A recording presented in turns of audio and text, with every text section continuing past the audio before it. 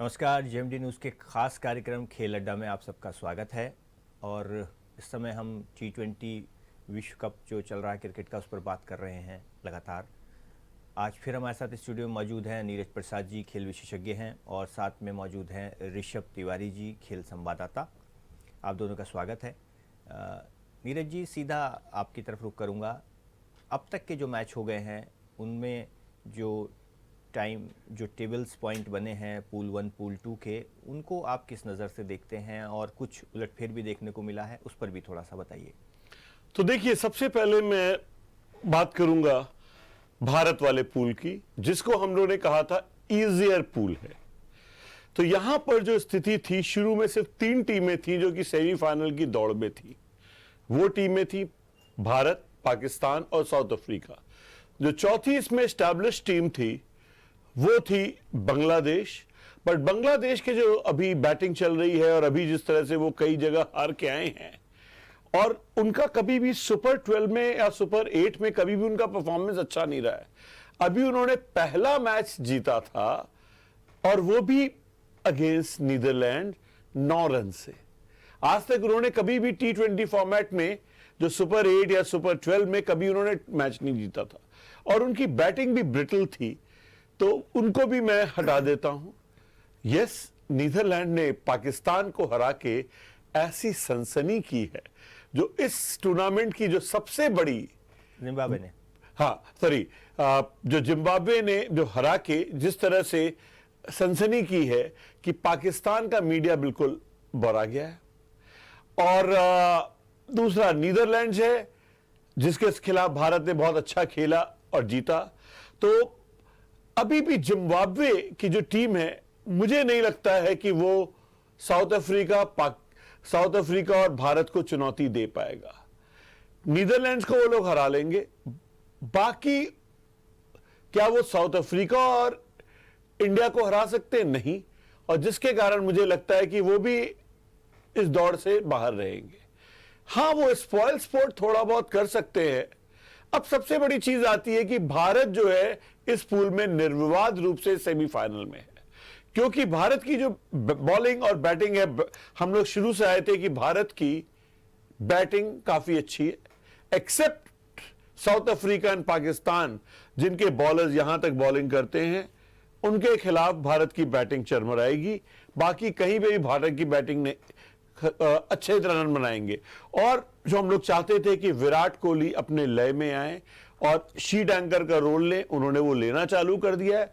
तो भारत 150-160 हर बार स्कोर करेगा। ना कि अब ना वो जिम्बाब्वे स्कोर कर सकता है, ना बांग्लादेश स्कोर कर सकता है। तो हमको लगता है कि भारत इन दोनों से जीतेगा ही। अब आज का जो मैच है वो है भारत वर्सेस साउथ अफ्रीका। वो एक इंपॉर्टेंट मैच है, भारत के लिए नहीं बल्कि पाकिस्तान के लिए। पाकिस्तान की संभावना तभी बनती है जब वो अब अपने सारे मैच जीते, 2 के 2 हार चुका है, बट तब भी सारे मैच जीतने के बाद भी वो देर दौड़ से बाहर रहेगा। बनिस्बत साउथ अफ्रीका भारत से भी हारे और पाकिस्तान से भी हारे, तो उनके यहां गुजारिश होगी कि किसी तरह से ये हार जाए। तो वही हाल रहेगा जैसे कि जब पहले वाले लीग मैच चल रहे थे, नीदरलैंड के खिलाड़ी सब बैठे हुए थे और देख रहे थे कि नामीबिया जीतेगा कि हारेगा। नामीबिया ने गेम हारा और नीदरलैंड्स अंदर। अब हम आते हैं, तो इसमें यह स्थिति है। अब हम दूसरे पूल में आते हैं। दूसरे पूल में न्यूजीलैंड ने अपनी काफी हद तक स्थिति अच्छी कर ली है श्रीलंका के साथ जीत के। अब वहां पर दावेदार आते हैं न्यूजीलैंड, ऑस्ट्रेलिया, इंग्लैंड। न्यूजीलैंड का भी एक मैच वॉश ऑफ हुआ, आधे पॉइंट चले गए उनके। इंग्लैंड से उन्होंने इतनी बड़ी जीत कर ली है, ऑस्ट्रेलिया से, कि रन रेट उनका बहुत ज्यादा है। और उसके बाद उन्होंने श्रीलंका को भी अराउंड 65 रन से हराया, तो रन रेट उनका अच्छा हो गया है। तो अब लग रहा है कि न्यूजीलैंड एक टीम वहां पहुंच सकती है। और निर्विवाद रूप से जैसे भारत है, अब भारत कहीं बांग्लादेश से हार जाए, जिम्बाब्वे से हार जाए तो बात दूसरी है। तो वैसे न्यूजीलैंड अगर उन टीमों से हारे, अब इंग्लैंड के लिए अभी भी उसको मैचेस खेलने हैं। अब वहां पे जो टीमें हैं, आयरलैंड जैसे उसने इंग्लैंड को हराया है, आयरलैंड अभी और अपसेट भी कर सकती है, क्योंकि जो हम लोग ने बात की थी कि आयरलैंड की टीम जो है उसकी बॉलिंग में भी स्विंग है और बैटिंग उनकी अच्छी है। उन्होंने ऑस्ट्रेलिया के खिलाफ भी ठीक किया, और अभी जो उन्होंने इंग्लैंड के खिलाफ भी जब वो जीते हैं तो मेन अपनी बैटिंग के कारण जीते हैं कि उन्होंने अराउंड 170 रन बनाए, इसीलिए डकवर्थ लुइस से इंग्लैंड उनसे हारी है। इसके अलावा अफगानिस्तान ने अब तक कोई मैच ऐसे खेला ही नहीं है। बारिश हो गई है और अफगानिस्तान भी अपसेट कर सकती है, तो वो अगर न्यूजीलैंड को हरा भी सकती है। और क्योंकि उनके बॉलर को खेलना न्यूजीलैंड थोड़ा सा परेशान हो सकती है, बट न्यूजीलैंड के बॉलर्स बहुत अच्छे हैं और अफगानिस्तान की बैटिंग उतनी अच्छी नहीं है जितनी अच्छी उनकी बॉलिंग है। तो अब उसके बाद आयरलैंड भी अपसेट कर सकती है। श्रीलंका से भी हम उम्मीद कर सकते हैं वो कभी भी किसी को हरा दे। अब जो मुझे जो लग रहा है, ऑस्ट्रेलिया ने जिस तरह से हराया, और एक ना एक मैच तो मुझे लगता है और वॉश आउट हो जाएगा, तो मुझे तो लग रहा है कि इंग्लैंड जो फैंसी टीम थी, द टॉप 1 टीम थी, वो शायद बाहर हो जाए और ऑस्ट्रेलिया और न्यूजीलैंड वहां से आए। तो New Zealand top team, Australia second team, जो मुझे आज स्थिति लग रही। बट उधर के हर मैच रोचक रहेंगे क्योंकि हर एक पे अपसेट होगा। यहां पे हम साउथ अफ्रीका देखेंगे कि भारत के साथ खेल रही है, मैचेस ऑफ एकेडमिक इंपॉर्टेंस, और मुझे ये फॉर्मेट बहुत अच्छा लगा क्योंकि इसमें से 2-2 सेमीफाइनल में पहुंच रहे हैं, तो सारे मैच बहुत अच्छे जा रहे हैं। जो पहले सुपर अब हम लोग क्या क्वार्टर फाइनल लेते थे तो टॉप 4 टीम लेते थे, तो 2 आपने लोअर टीम के साथ जीत लिया और उसके बाद आप रिलैक्स हो गए, डू और डाई एफर्ट नहीं था। तो ये फॉर्मेट बहुत अच्छा है। लास्ट डे ही शायद डिसाइड होगा पूल 2 में। अब यहां पे भी अगर गलती से कल भारत हार गया साउथ अफ्रीका से, तो लास्ट डे डिसाइड होगा कि पाकिस्तान या साउथ अफ्रीका कौन सी आती है। तो बहुत ही रोचक स्थिति है, बट हम तो चाहेंगे कि भारत जीते साउथ अफ्रीका से आज, और जो अपना एक अच्छा ट्रैक है, क्योंकि there is nothing called winning habit. You start winning, you want to win every game. तो स्थिति बहुत ही अच्छी है। रोज सुबह से हम लोग सोचते हैं कि आज मैच होगा तो क्या होगा। बारिश ने इसमें बहुत व्यवधान डाला। अब मैं यहां दर्शकों को बताना चाहूंगा कि जो मैंने पहले इस चैनल पे बात की थी कि ये सीजन गलत था ऑस्ट्रेलिया का, यहां पर बिग बैश लीग भी इसके बाद होती है, यहां पे व्यवधान आएंगे, वो व्यवधान आए। दूसरा मैं जिक्र करना चाहूंगा कि मैं यहीं पे था जब मैंने एशिया कप में बोला था कि श्रीलंका जीतेगी क्योंकि उनके बैटर्स हैं वो यूएई की पिचेस में धमाल मचाएंगे, और यही मैंने बैठ के कहा था कि ऑस्ट्रेलिया की पिचेस पे श्रीलंका के बैट्समैन अच्छा नहीं खेलेंगे और श्रीलंका एक थ्रेट नहीं है। अब मैं एक बैट्समैन को जिसको पहले मैंने कभी नहीं देखा था, फिलिप्स के पिछले 2 साल में सबसे ज्यादा छक्के मारने वाले में लिविंगस्टन है जिनके 127 छक्के हैं, और सेकंड पर हैं फिलिप्स 124 छक्के। पहले मैं सोचता था कि चूंकि न्यूजीलैंड के पिच फील्ड डायमेंशन थोड़े छोटे होते हैं तो अपने आप उनके छक्के लग जाते हैं, बट दर्शकों में ये बताना चाहूंगा कि उनमें मुझे युवराज सिंह की झलक नजर आई है। अगर किसी को कोई टेक्निकल है तो देयर समथिंग कॉल्ड मोमेंटम। उनका शब्द जब शॉट जाता है तो बैट यहां पे नहीं रुकता है, उनका बैट यहां रुकता है।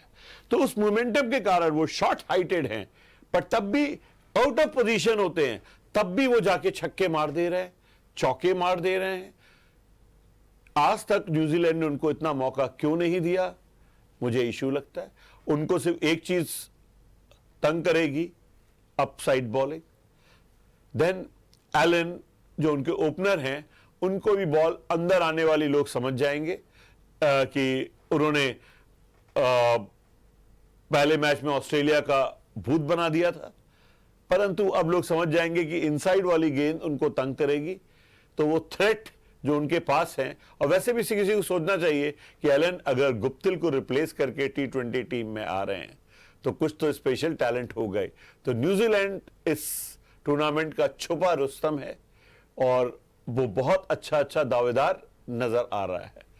सऊदी और बोल्ट की गेंदबाजी, कैलम फर्ग्यूसन की गेंदबाजी, I think it is a team to watch, जो कि मुझे लगता है कि काफी आगे तक जाएगी। नीरज जी, बात करेंगे कल के मैच के बात करेंगे साउथ अफ्रीका के मैच की। देख रहे हैं साउथ अफ्रीका जब भारत आई तो हमने आसानी से उसको हरा दिया था, लेकिन यहाँ की कंडीशन में एक बेहतरीन टीम नजर आ रही है साउथ अफ्रीका। बॉलिंग में नोकिया ने फिर से फॉर्म हासिल कर ली है। क्या लग रहा है कि कैसे कांटे का मुकाबला होने वाला है ये? देखिए, अब मैं इस मैच को मैं दूसरे प्रश्न के रूप में ही लेना चाहता था। मैं एक एक चीज समझा रहा हूं। जो उनके बॉलर्स हैं वो पाकिस्तान की तरह अच्छे बॉलर्स हैं, एक्सेप्ट दैट पाकिस्तान के पास थोड़े टैलेंट और था, जो कि मतलब उनके पास 5 बॉलर थे जो कि इस तरह की गेंदबाजी कर सकते हैं जो बॉलर यहां पर आ जाए। बट इनके जो 3 बॉलर्स आते हैं, सबसे पहले रबाडा, जो कि बॉल अंदर लाते हैं। तो सबसे पहले हम भारत के शुरू के बैट्समैन देखें, KL Rahul is a suspect जब बॉल अंदर आती है। और अगर आप देखें कि कितनी बार केएल राहुल का बैट से लग के विकेट में जाना, दैट मीन सब टेक्निकल डिफिकल्टी उनको हो रही है। वो क्या होता है कि आप लेट पहुंच रहे हैं और उनका पेस चेंज होता है, 130 145 वो करते हैं। तो रबाडा के कारण ये बॉलिंग उनकी है। नोकिया के साथ सबसे अच्छी जो चीज है, मैं बताना चाहूंगा, नोकिया मुझे बहुत डेंजरस लगते हैं। एक तो सबसे पहले 145 से 155 पे बॉल करते हैं। देन अगर लोग एक्शन देखें, वो यूं बॉल करते हैं तो बॉल जो है बाउंस करती है, फिर उसके बाद अपने रिस्ट को यूं कर देते हैं और सडनली बॉल शूट अप करती है। तो अगर आप देखेंगे, कभी वो हाई बॉल से विकेट लेते हैं, कभी बोल्ड हो जाते हैं, क्योंकि वो जो रिस्ट का जो उनका एक्शन है और उस रिस्ट के एक्शन के कारण बॉल की स्पीड भी बढ़ती है।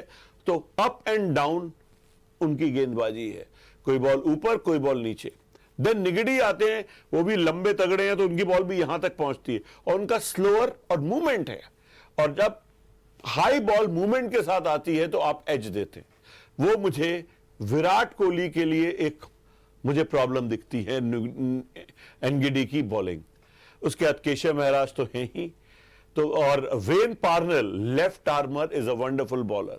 तो 4 पेसर और 1 स्पिनर के साथ वो टीम खेलने वाली है, जो कि इन पिचेस पे सबसे अच्छा कॉम्बिनेशन है। और तो देखिए, अब आती है बॉलिंग। भारत की बॉलिंग से अगर मैं भारत की बॉलिंग को 8 नंबर दूंगा तो उनकी बॉलिंग को 10 नंबर दूंगा। भारत का जो हम लोग बात कर रहे थे, हमेशा मैंने बोला भारत के ग्राउंड पे अभी भी भारत की बैटिंग उनसे बेटर थी, परंतु जहां पे बॉल यूं आएगी, उनके बॉल देखिए, क्विंटन डी कॉक क्या कट ऑफ पुल करते हैं, तो he is a threat. Bavuma को टीम में होना ही नहीं चाहिए, और अगर मैं भारत हूं, मैं चाहूंगा कि मैं उनको आउट ही नहीं करूं, क्योंकि वो ज्यादा तेज रन नहीं बना सकते। 10 ओवर तक वो खेले, क्योंकि वो 10 ओवर तक खेलेंगे तो अपने आप क्या होगा, रन रेट कम रहेगा। उसके चक्कर में क्विंटन डी कॉक बहुत मारेंगे और उसके चक्कर में आउट हो जाएंगे, क्योंकि 1 डाउन पे आते हैं रूसो। यहीं पे सबको याद होगा कि मैंने कहा रूसो दोबारा माइनर लीग से कमबैक कर रहे हैं और मैंने उनको देखा है, ही विल डू वेल। उन्होंने भारत में भी सेंचुरी बनाई, यहां पे भी सेंचुरी बनाई, क्योंकि वो भी लंबे प्लेयर हैं और लेफ्ट एक तो वो भी जो खेलते हैं। तो उसके कारण क्या है कि अगर क्विंटन डी कॉक और उनकी पार्टनरशिप होती है, ये आगे मारते हैं रूसो, उनके सारे छक्के आगे चले जाते हैं, और क्विंटन डी कॉक है वो कट एंड पुल करते हैं। तो बॉलर को मेंटेन करना, आगे बॉल करे तो रूसो मारेंगे, थोड़ा शॉर्ट ऑफ लेंथ बॉल करें तो क्विंटन डी कॉक मारेंगे। अगर किसी को याद हो कि नहीं, भारत जब नंबर 1 टीम पहली बार बना था तो 2 जोड़ी थी हमारी, गंभीर की और सहवाग की, और ये मैंने बहुत जगह लिखा है कि क्यों ये इतनी सक्सेसफुली। ऑस्ट्रेलिया की एक जोड़ी थी हेडन की और लैंगर की, ये बहुत सक्सेसफुल थी। आप लोग सही करेंगे कि अगर आप देखें, गंभीर जो थे वो क्रीज से 2 फुट आगे खेलते थे और सहवाग क्रीज से 1 फुट पीछे खेलते थे। तो अगर आप आगे बॉल करें तो तुरंत गंभीर उनको चौके लगा देते थे, क्योंकि उनके लिए हाफ वॉली बन जाती थी। और अगर आप पीछे बॉल करें शॉर्ट ऑफ लेंथ, तो सहवाग के पास वो बैकफुट पे खट खट मारते थे। और सेम यहां पे लैंगर जो थे वो विकेट के आगे खेलते थे और हेडन विकेट के पीछे खेलते थे। तो देखिए जब पेयरिंग होती है और वो अगर कंट्रास्टिंग स्टाइल से होती है तो बॉलर को समझ में नहीं आता मैं बॉल कहां करूं, क्योंकि वो रिदम से करता है। तो इसलिए मैं चाहूंगा बबूमा खेलते रहे, जिससे कि ये दोनों की जब जोड़ी आएगी तो चूंकि वो अलग अलग स्टाइल से खेलते हैं, bowler will not know what to do. शायद जो टेक्निकल लोग थोड़ा सा क्रिकेट को समझते हैं उनको समझ में आएगा, इसीलिए साउथ अफ्रीका की इस जोड़ी से मैं डरता हूं। अब उसके बाद देखिए स्टब्स है, Stubbs is again very free flowing big hitter, Markram है, मिलर है और पार्नल भी ठीक ठाक बैटिंग कर लेते हैं, तो उनकी बैटिंग कमजोर नहीं है। मैं बोलूंगा उनकी बैटिंग भी भारत की बैटिंग से उन कंडीशन में 10:9 सुपीरियर है। तो हम उनको आउट कैसे कर सकते हैं? मैं तो चाहूंगा टीम में परिवर्तन। सबसे पहले परिवर्तन मैं चाहूंगा कि रबाडा को, जो राइट हैंडर्स के लिए एक्सीलेंट बॉलर होते हैं, तो ओपनर चाहिए हमको ऋषभ पंत, दिनेश कार्तिक को टीम से हटाना है। तो पहली चीज वहां से लेफ्ट आर्मर पार्नर आएंगे, उसको लेफ्ट हैंडर अच्छा खेलता है, और रबाडा के खिलाफ फिर उनकी बहुत वाइड होंगी, क्योंकि वो हमेशा ऑफ साइड के बाहर बात करते हैं, वो कई बार लेग साइड में वो वाइड दे देंगे। सेकंड में चाहूंगा चहल को आना। चहल इसलिए क्योंकि रूसो आगे मारते हैं तो रूसो जब आगे मारते हैं तो क्या होगा, चहल की बॉल मूव करती है, और ये पिच बड़ी है, पर्थ की पिच, साइड बाउंड्रीज आपको पता होना चाहिए कि पर्थ में बहुत बड़ी है, आगे की उतनी बड़ी नहीं है, बट अब आपको यूं मारना, उसमें चहल की गेंद पे स्टब्स और रूसो दोनों आउट हो सकते हैं। अगर ये आउट हो गए तो उनकी पारी लड़खड़ाएगी, और उसके बाद फिर भारत प्रेशर में उनको ले सकता है। अभी मैं नहीं देखता हूं कि अश्विन भी कंटेनिंग बॉलिंग करते हैं, अक्षर पटेल भी कंटेनिंग बॉलिंग कर रहे हैं, तो हम लोग उनके विकेट कैसे लेंगे? क्योंकि शामी की गेंद वो लोग आराम से खेलेंगे, बाकी सबकी वो पिटाई चालू कर देंगे। तो मैं चाहूंगा ये चेंजेस, एक ऋषभ पंत को आना चाहिए और चहल को अश्विन के बदले में आना चाहिए। ये दोनों चेंजेस होंगे तो शायद भारत जीतेगा, और भारत को हमेशा चेस करना चाहिए। भारत को फर्स्ट बैटिंग क्यों नहीं करनी चाहिए? इसका रीजन बहुत सिंपल है मेरे लिए, कि जो शीट एंकर का रोल जो विराट कोहली करके जिता रहे हैं, अगर टारगेट सेटिंग अप में 20 अगर वो खेलना चालू करें और बोले 20 बॉल पे उनके सिर्फ 18 रन है, 19 रन है, उनको लगेगा पूरा टारगेट मैं 180 का था, मैं इसको 150 पे ले जा रहा हूं, और वो मारना चालू कर देंगे और उसमें आउट हो जाएंगे। वो आउट हुए, उसके बाद हमारी बैटिंग ब्रिटल है। जो ये बॉलर्स हैं, इनको स्काई ज्यादा देर तक नहीं मार सकते। वो 20-25 के स्कोर भी उनके लिए काफी बड़ा होगा यहां पे, जो मुझे लगता है। तो देयरफॉर वो आउट हो गए, उसके बाद जब वो आउट हो जाएंगे तो हार्दिक पांड्या डर के मारे स्ट्रोक मेकिंग नहीं करेंगे, और वो अगर स्ट्रोक मेकिंग नहीं करेंगे तो भारत का बड़ा स्कोर जाएगा नहीं। सो देयरफॉर ये सब चीजें होंगी, तभी भारत साउथ अफ्रीका के खिलाफ जीत सकता है। प्रोबेबिलिटी उनकी ज्यादा है, जैसे हमने बोला था पाकिस्तान के खिलाफ भी प्रोबेबिलिटी उनकी ज्यादा है। अगर हम चेस करेंगे और विराट कोहली इस तरह खेलेंगे तो हम लोग जीतेंगे। मेरा मानना अभी भी यही है, प्रोबेबिलिटी साउथ अफ्रीका की ज्यादा है।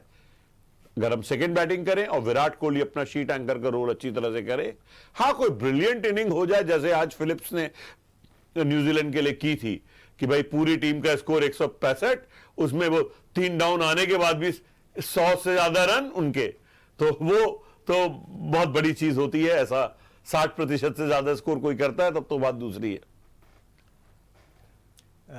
नीरज जी, मैं जानना चाहता हूं कि क्या जो केएल राहुल 2 मैचों में अब तक कामयाब नहीं नजर आए हैं, उनके ऊपर क्या दबाव होगा इस मैच पर?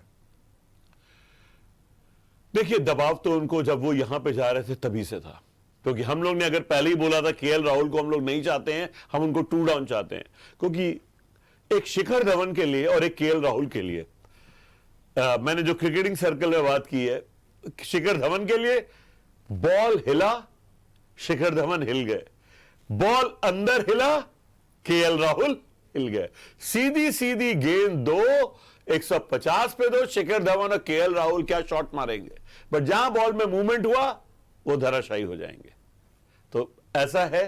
और अगर मूवमेंट वाले बॉलर्स रहे तो KL Rahul will be in a problem और वो प्रेशर में होंगे। मैं प्रैक्टिस देख रहा था कि ऋषभ पंत को काफी प्रैक्टिस कराई जा रही, बट ये सब बात होना क्या चाहिए, मुझे पता है राहुल द्रविड़ विनिंग कॉम्बिनेशन को मेंटेन रखेंगे। देखिए विराट कोहली विनिंग कॉम्बिनेशन से भी टिंकर करते थे रवि शास्त्री के साथ। कई बार क्रिटिसिज्म भी होता था कि विनिंग कॉम्बिनेशन को बार बार वो चेंज करते हैं, परंतु यहां पर Rahul Dravid will retain the same team. इसीलिए मुझे सेकेंड हाफ में प्रॉब्लम होगी जब भारत सेमीफाइनल में पहुंच जाएगा, क्योंकि यहां पे तो हम लोग थोड़ा खामियाजा भुगत सकते हैं, वहां पे एक गलती मतलब हम लोग टूर्नामेंट से बाहर। बिल्कुल। हम बात करते रहेंगे अभी और बहुत कुछ, लेकिन फिलहाल वक्त हो चला है एक ब्रेक का। ब्रेक के बाद फिर हम बात करेंगे मैच पर। हमारे खास कार्यक्रम खेल अड्डा में आपका स्वागत है। हम बात कर रहे हैं T20 विश्व कप की। लगातार मैचों में उलटफेर जारी है।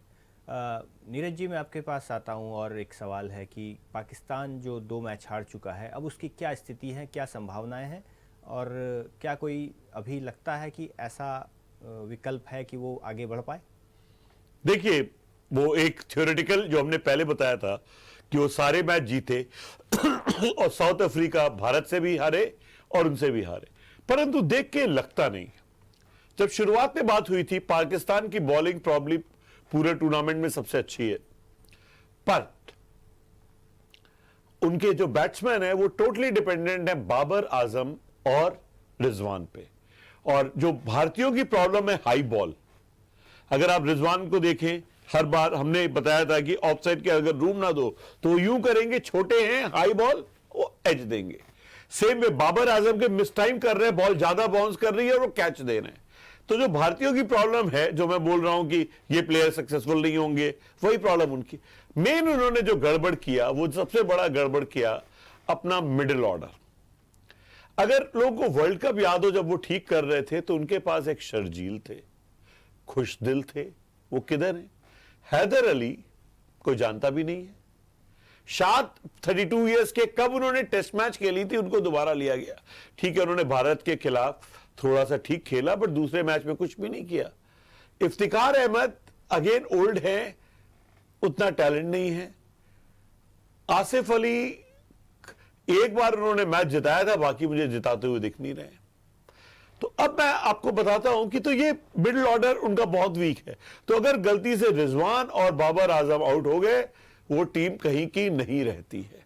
और अगर मैं देखें कि वो मोहम्मद नवाज उनको बहुत प्रिय थे, मोहम्मद नवाज ने दोनों लास्ट ओवर डुबाए हैं, जब भारत के खिलाफ बॉलिंग करके और जिम्बाब्वे के खिलाफ बैटिंग में जब लास्ट ओवर में रन चाहिए। अब मैं मजाक के तौर पे कह रहा हूं, यहां पर मैंने आप सब लोग को बताया था कि मुझे शोएब मलिक चाहिए था, कि पाकिस्तान की टीम अगर शोएब मलिक को लेती तो अच्छा होता। और शोएब मलिक को मैंने क्यों कहा था, क्योंकि पाकिस्तान सुपर लीग में वो जिस टीम के कप्तान है, उनका रिकॉर्ड बहुत अच्छा रहा है और उनकी टीम फाइनल में भी पहुंची थी और उन्होंने बहुत अच्छी बैटिंग की थी। फिर उनके कमेंट बार बार आ रहे थे कि अगर बाबर आजम चाहते हैं तो मैं रिटायरमेंट से वापस आके खेल सकता हूं, क्योंकि वो सुपर लीग में खेल रहे थे। परंतु कल बड़ी अच्छी कंट्रोवर्सी हुई, इसीलिए आप लोग को हम लोग का थोड़ा चैनल देखना चाहिए कि और हम लोग को तवज्जो देनी चाहिए। प्रेस कॉन्फ्रेंस हो रही थी, वसीम अकरम बोल रहे थे ये टीम बहुत गलत सेलेक्ट हुई है, हमारे शोएब अख्तर भी बोल रहे टीम बहुत गलत सेलेक्ट हुई है, क्या शोएब मलिक को लेना चाहिए था, ये करना चाहिए था। एक फैन ने तुरंत बोला, मिस्टर वसीम अकरम जी, आप आज बोल रहे हैं, बट आपने जो पाकिस्तान की ड्रीम टीम लिखी थी उसमें शोएब मलिक का नाम नहीं है, और आज आप बोल रहे हैं उनको गाली दे रहे हैं, जबकि आपने भी उनको अपनी टीम में नहीं रखा था। अब पता है वसीम अकरम पहले तो गुस्सा हुए, आपके पास बहुत खाली समय है क्या जो आप सब चीजों का ध्यान रखते हैं। दूसरा, ऐसा होता है हमको चैनल वाले लिख के दे देते हैं किस किस का नाम बोलो, मैं उनका नाम लिख के बोल देता हूं, हम लोग अपना दिमाग नहीं लगाते हैं। तो कम से कम इस चैनल ने मुझे फ्रीडम दी है कि जो बोलने के लिए, और इसीलिए हम लोग की सारी बातें सही हो रही हैं। हम लोग पॉलिटिकली करेक्ट होने के बजाय हम लोग स्पोर्ट्स करेक्ट हैं। तो देखिए, और मैं भी दैनिक जागरण के लिए लिखता था और मेरा चीजें काटी जाती थी कि भाई अगर मैं विराट कोहली की खराब बातें लिखूंगा तो विराट कोहली को वो कैसे इंटरव्यू के लिए बुलाएंगे। तो ये सारी प्रॉब्लम्स होती हैं, तो कई बार आपको पिंच ऑफ सॉल्ट की तरह लेना पड़ेगा। पाकिस्तान मुझे नहीं लगता है वो उभर पाएगी। क्या मोरल होगा? अब सब लोग याद करेंगे 1992 में भी ऐसे ही टीम पिटी थी और उसके बाद बिल्कुल कगार पे थी, उसके बाद उसने वर्ल्ड कप जीत लिया। तब की बात तब थी, आज ऐसा हाल नहीं है। मैं नहीं समझता कि पाकिस्तान बहुत आगे तक जा पाएगी। तब इमरान खुद फिट नहीं थे और शुरुआती मैचों में खेल भी नहीं पाए थे और वापसी की थी इमरान ने और विश्व विजेता बने थे, वो एक अलग इतिहास था। अब नहीं लगता जो आपने कहा कि वो उस तरीके से कप्तानी और चीज़ें हो पाएंगी। मैं ऋषभ जी के पास आना चाहता हूँ, सवाल को लेना चाहते हैं। नीरज जी, बात हो रही थी साउथ अफ्रीका इंडिया मैच की, तो मैच गाबा के मैदान में पर्थ के विकेट पे होगा। हमने देखा कि एशियाई टीमें का रिकॉर्ड वहाँ पे बहुत अच्छा नहीं है। पाकिस्तान 130 रन भी वहाँ चेस नहीं कर पाया। भारत के बल्लेबाजों को क्या कुछ छोटे मोटे बदलाव करने पड़ेंगे बैटिंग में यहाँ की? देखिए, पहला तो जो वहां का ग्राउंड था, पहला जो वाका का ग्राउंड पर्थ था, अब एक ऑप्टस स्टेडियम है। अब ऑप्टस स्टेडियम में थोड़ा सा मैं बता रहा हूं, उसकी जो लेंथ है 130 है और चौड़ाई 160 है। तो चौड़ाई पे आपको ज्यादा ब्रेथ है और वहां पे बॉल बाउंस करती है, जो कि कल सबने देखा कि बाबर आजम भी बाउंस से आउट हुए। बाद में भी जो बॉलर्स थे, इवांस ने बाद में जहां बॉल खींची तो लास्ट में बॉल बाउंस करने के कारण बैट के ऊपर आई तो लोग कैच पकड़े गए। तो वहां पर भारत को पेशेंट रहना होगा। शुरू के 3-4 ओवर रन नहीं बने, कोई बात नहीं, और आपको कट और पुल करना पड़ेगा। आपको ड्राइव के लिए बहुत ज्यादा गेंदें नहीं मिलेंगी। तो उस पिच पे भारतीय लोग क्यों नहीं और पाकिस्तानी लोग क्यों नहीं अच्छा करते? क्योंकि हमको पिच चाहिए इस पे ड्राइव करना हो। कट और पुल बहुत कम प्लेयर्स हैं जो कि कर पाते हैं भारतीय टीम में या पाकिस्तानी टीम में, और इसीलिए यहां पे खामियाजा भुगतना पड़ता है कि टीम जो है थोड़ा सा गड़बड़ करती है। तो ये जो ब्रिस्बेन का, हम तो बहुत खुश हैं, गाबा का जो ब्रिस्बेन स्टेडियम है वो, उसमें भारत का कोई मैच ही नहीं है जहां पे कि बॉल बहुत ज्यादा मूव करती है। पर्थ में मूव कम करती है, बाउंस ज्यादा करती है, और अब थोड़ी सी कम बाउंस है लेकिन तब भी इनफ है तंग करने के लिए। भारतीयों को अपना बैटिंग स्टाइल बदलना पड़ेगा। और लास्ट में आप मारिए, अगर लोग ध्यान दें, जिम्बाब्वे में भी शुरू में बिल्कुल रन नहीं बना पा रहे थे, उन्होंने बाद में रन बनाए, 10 ओवर के बाद रन बनाना चालू किया। तो वहां का तरीका यही है, 10 ओवर तक अपने विकेट बचाइए, 60-70 रन रखिए, उसके बाद नेक्स्ट 10 ओवर से मारिए। जब बॉल थोड़ी स्लो हो जाए और थोड़ी पिच पे उतनी बाउंस थोड़ी कम हो जाए। कितना स्कोर अगर भारत पहले खेलती है तो आपकी नजर में पर्याप्त होगा? डेफिनेटली 170, और 170 पे क्योंकि हम उनको फोर्स करेंगे कि वो मारें, और उसके मारने के चक्कर में क्विंटन डिकॉक भी, देखिए मैं ऑनेस्टली बोलूं, क्विंटन डिकॉक अब जो है अपनी क्रिकेट एंजॉय करते हैं। उनको फर्क नहीं पड़ता टीम हार रही है कि जीत रही है। शायद मैं आपको बताना चाहूंगा क्विंटन डिकॉक का ये नजरिया कैसे बदला। वो कप्तान भी बने थे, बट उन्होंने बेंडिंग द नी के कारण उनको बोला गया आप टेस्ट मैच से बाहर हो जाए। चूंकि हो सकता है उनके परिवार में कुछ घटनाएं हुई हैं जिसके कारण उन्होंने बेंड द नी करने से मना कर दिया गया था। तो उसके बाद से जो उन्होंने कप्तानी छोड़ दी, और कप्तानी वो बहुत अच्छे थे। अब वो आते हैं, मारते पीटते हैं और चले जाते हैं। तो अगर टारगेट होगा तो उनको लाइसेंस मिल जाएगा, जाके मारो। अगर 140 होगा तो 170 पे मारना पड़ेगा शुरू से। उसमें हमने उनका विकेट ले लिया, उसके बाद हमने गलती से रूसों का विकेट ले लिया, साउथ अफ्रीकन टीम धराशायी हो जाएगी। और भारत के बॉलर अच्छे हैं, अगर एक बार 5-6 ओवर का प्रेशर आ गया तो भारतीयों की बॉलिंग अच्छी होती है जो कि अपने आप को रिस्ट्रिक्ट कर लें। तो 160-170 के में 160 में मैच लड़ेगा, 170 में भारत ये मैच जीत जाएगी। भारतीय गेंदबाजों की बात हो रही नीरज जी, तो देख रहे हैं कि भारत वर्ल्ड कप शुरू होने के पहले हमारी गेंदबाजी बहुत वीक थी। क्या ऐसा बदलाव आ गया टीम में कि भारत की गेंदबाजी एकदम से निखर के सामने आई है? पिच, यहां पे क्या है, सबसे पहले देखिए अर्शदीप का हम लोग हमेशा उसकी प्रेस करते थे। यहां पे भुवनेश्वर की गेंद शुरू में उनसे बॉल कराई जा रही, अंत में नहीं कराई जा रही, और हम लोग ने हमेशा यहां बोला है कि भुवनेश्वर को शुरू में उनके ओवर खत्म करा, उनका बॉल में मूवमेंट होता है। जो हम अभी बात कर रहे थे कि 10 ओवर तक आपको रिस्ट्रिक्ट करना है, तो उसके कारण वो रिस्ट्रिक्ट हो रहे हैं लोग, क्योंकि उनकी बॉल मूव करती है तो मारने में आप आउट हो सकते हैं। Shami is a very good inclusion. Shami की जो सीम निकलती है उसके कारण बैट्समैन बीट हो जाता है, और जब बैट्समैन बीट होता है तो उसका जो कॉन्फिडेंस थोड़ा हिलता है, तो दूसरे को भी वो कॉशियसली खेलता है। ठीक है, उसके अलावा अश्विन फ्लैटिश गेंद कर रहे हैं, और चूंकि उनकी सीधी रहती है, इधर रहती है, तो आप स्ट्रोक नहीं मार सकते। खैर अभी भारत के ज्यादा मैच भी नहीं हुए हैं।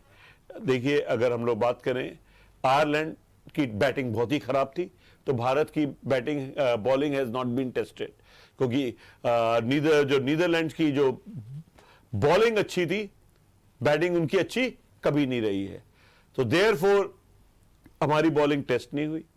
और पाकिस्तान के खिलाफ उनका मिडिल ऑर्डर इतना खराब है कि कोई भी उनका विकेट कोई भी ले सकता है। सो देयरफॉर मेरे ख्याल से भारत की और तब भी देखिए, उन्होंने जो टीम जिम्बाब्वे के अगेंस्ट 130 नहीं बना पाई, वो भारत के खिलाफ उन्होंने कितने रन तो बनाए थे। तो भारत की बॉलिंग अच्छी नहीं रही है। जिम्बाब्वे ने भारत से ज्यादा अच्छी बॉलिंग की पाकिस्तान के लिए, तो अभी उतनी टेस्ट नहीं हुई है, अभी उसको हम लोग थोड़ा और देखेंगे। नीरज जी, मैं एक बार फिर चाहता हूं कि क्या भारत अब इस समय जो खेल रहा है विनिंग कॉम्बिनेशन के साथ, ये ठीक है या कुछ चेंज आपको चाहते हैं इस टीम में आगे? देखिए, मैं तो हर बार पिच टू पिच डिफर करता हूं और अपोजिशन डिफर करता हूं। यहां पर अब साउथ अफ्रीका के खिलाफ वेन पार्नर आएंगे लेफ्ट आर्मर। लेफ्ट आर्मर के लिए रोहित शर्मा के साथ प्रॉब्लम है, तो लेफ्ट आर्मर को झेलने के लिए लेफ्ट आर्मर होना चाहिए। दूसरा, रबाडा जो बॉल अंदर करते हैं, वो केएल राहुल के लिए प्रॉब्लम है। रोहित शर्मा तो डिफेंड कर लेंगे, बट राहुल आउट हो जाएंगे, तो इसलिए मैं चाहूंगा कि ऋषभ पंत आ जाएं, क्योंकि ऋषभ पंत, अब मैं बता रहा हूं ऋषभ पंत के साथ क्या है कि अगर उन्होंने देखा पहले तो वो कट कर लेते हैं, तो जो शॉर्ट बॉल आएगी, जो यहां पर आएगी, उसको वो स्लैप शॉट मार लेंगे, जो कि अभी भारत में और कोई मारने वाला नहीं है। दूसरा, अगर वो नोकिया की जो पेस है, उसको जो वो रिवर्स स्कूप करते हैं, जिसको हम लोग स्विच हिट या जो भी आप कहें, जो हम लोग दिल स्कूप जो क्या कहते हैं, वो मार लेंगे। तो नोकिया की बॉलिंग को ये करने के लिए पहले मैं चाहता हूं ऋषभ पंत टॉप पे है। सेकंड में चाहता हूं दिनेश कार्तिक को, मुझे लगता है कि उन्होंने पिछले गेम में एक स्टंपिंग भी छोड़ी थी, और दूसरा ये कि उनकी बैटिंग मुझे पता है, और कि उनकी बॉडी पे बॉलिंग करो तो वो इधर उधर टर्न नहीं कर पाते हैं, और बैटिंग उनकी उतनी इफेक्टिव नहीं है। अब देखिए, भारत में क्या है कि स्पिन बॉलिंग आ रही है, स्लो पेसर्स आ रहे हैं, और वो पेसर्स बाउंस नहीं करेंगे, तो उन्होंने वो पूरा हाथ घुमा देते हैं, तो वो थोड़ी प्रॉब्लम करेंगे। और दूसरा, मैं चाहूंगा चहल आए, क्योंकि साइड बाउंड्रीज बहुत बड़ी हैं, और वो जब मारेंगे, क्योंकि उसमें क्या होता है, जब वो थोड़ी सी outside the off stump ball करता है लेग स्पिनर, अब आप देखेंगे लेग स्पिनर यूं करेगा तो आपको यूं मारना पड़ता है। अब आप यूं मारेंगे एक्स्ट्रा कवर और कवर की साइड में, तो वहां पे बाउंड्री बहुत बड़ी होने के कारण क्या होगा कि कैच होने के बहुत चांसेस हैं, और उनके जो प्लेयर्स हैं वो कैच दे सकते हैं, वो है रूसो, वो है स्टब्स। तो इसलिए मैं चाहूंगा कि चहल टीम में आए अश्विन की बजाय। अश्विन की बॉल अंदर आती है, सीधे रहती है, उसको मैं लपेट सकता हूं, और बट उसकी जो बॉल बाहर यूं जाती है तेजी से, तो उसके कारण मुझे लगता है कि वो विकेट ले पाएंगे। मैं तो इनफैक्ट चाहता कि इस टाइम कुलदीप यादव होने चाहिए थे इन पिचेस पे, तो बहुत इफेक्टिव होते।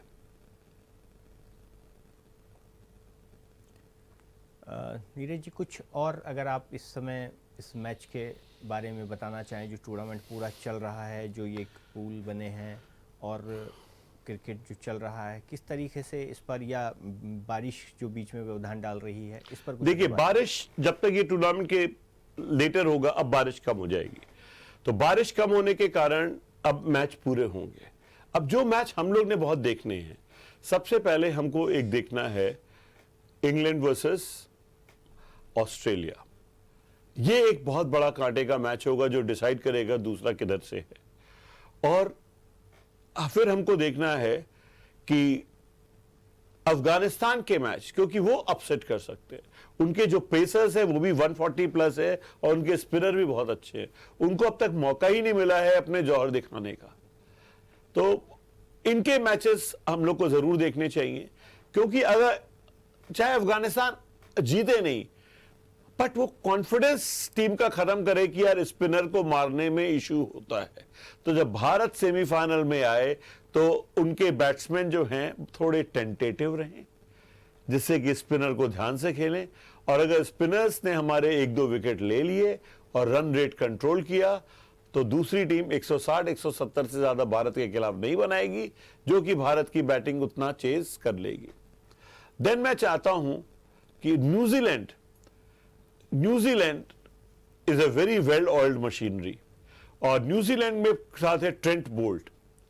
मैं नहीं चाहूंगा कि भारत जो है न्यूजीलैंड के खिलाफ अपना सेमीफाइनल खेले।